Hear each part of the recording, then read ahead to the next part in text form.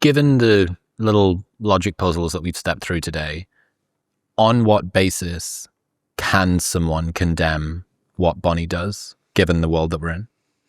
Well, given the world that we're in, yeah, I don't think that you can condemn Bonnie Blue if you're generally in favour of sexual liberation and the free market and just letting all this stuff rip. I don't think you can. I think you just have to accept that Bonnie has followed all this stuff through to the logical endpoint and is winning that game. Yeah. It doesn't worry me because I've already thought for years and have always said that actually sexual liberation has some really serious costs, as does letting the free market rip and so on. So, I've really enjoyed talking to you, and you're a really likeable person. Same. I like how you're, you don't agree with what I do, but you're very open to listening. Because I always say you don't have to agree. It's not my job to convince you, and I'm not bothered. But I always really appreciate when someone can just listen to my side, because I'm not just some blonde porn star that's got no brain cells. Like, I'm not overly intelligent, but I can explain, and the justify is probably not the correct word because I don't need to justify it, but I can explain why I do what I do and why I believe it's acceptable and why it's not damaging. So it's always good to have people that can listen. I'm not saying you're now going to be queuing up and I won't lend you a blue ski mask just yet, but it's nice to have an open conversation.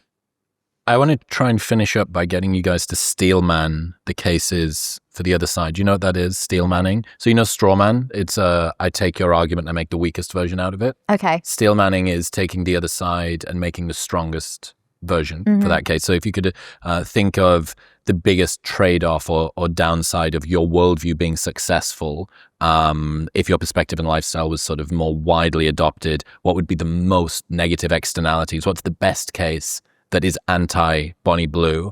And I guess, Louise, you might be able to start and do what is the best case that's pro-Bonnie Blue, and also what are the negative externalities if you were successful with what you want to have happen?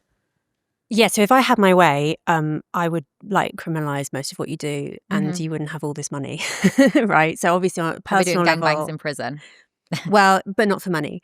So that's obviously a personal cost for you. I guess also that maybe it is true that for some men, access to porn reduces their sexual aggression towards other women, or reduces the chances of them going to bisexual women in prostitution.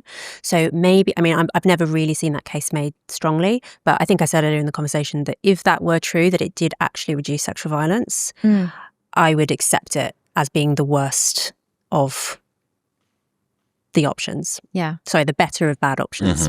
I think sometimes it's hard though, because people think it's either got to be A or B.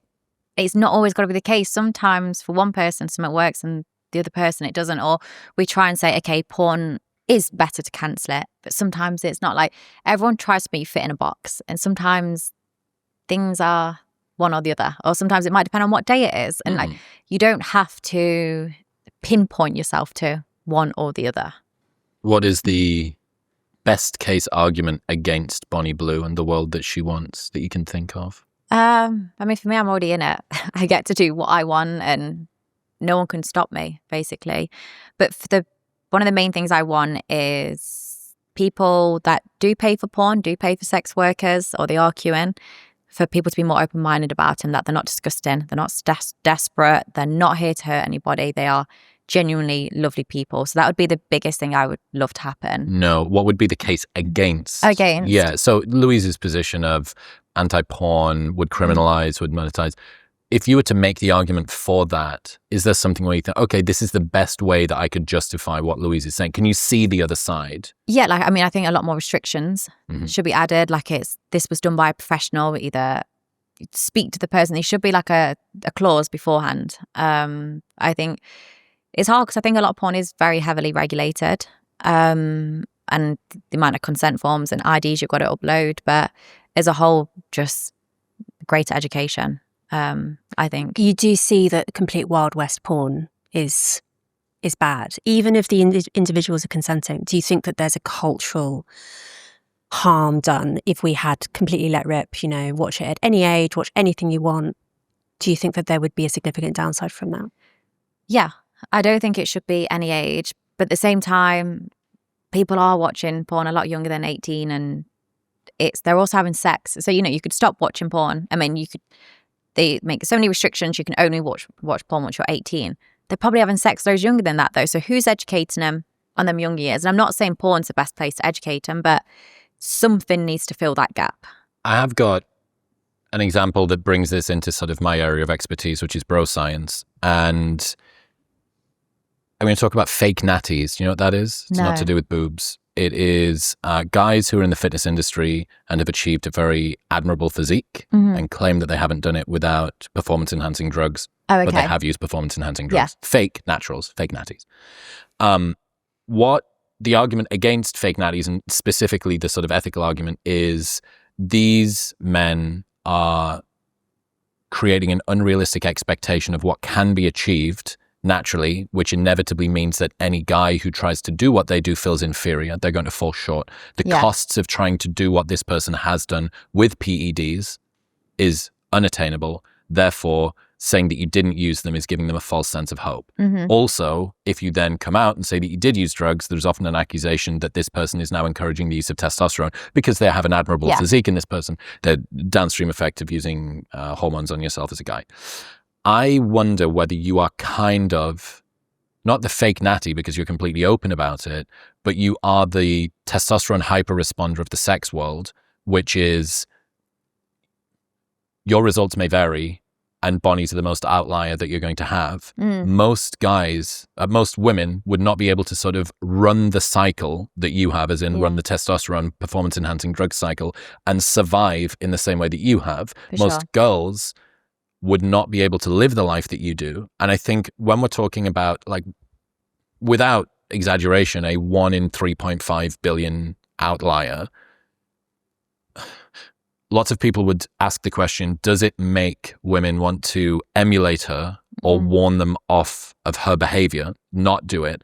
But the issue is you are so non-representative. There is no warning those people off because there's no negative externalities that happen within this system that is you. Does that make sense? Yeah. I tried to bring fake natties into this, but... No, I get it though. Like, the good thing is I'm very transparent. I'm very open. And I don't think you're transparent about how weird you are. Yes, I would agree. Because you did say earlier. Yeah, because you did say earlier, I'm really normal. I swear I'm really normal. Honestly, anyone, like, so a lot of people that either work with me or my friends, when people that know they either work with me or they know me, one of the first questions they get asked is, oh my God, what's she like? And they're like, she is surprisingly normal. You're surprisingly normal. This is exactly the same as me talking about John Jones, or actually not John Jones, that's a bad example, Tom Aspinall, who's current UFC champion.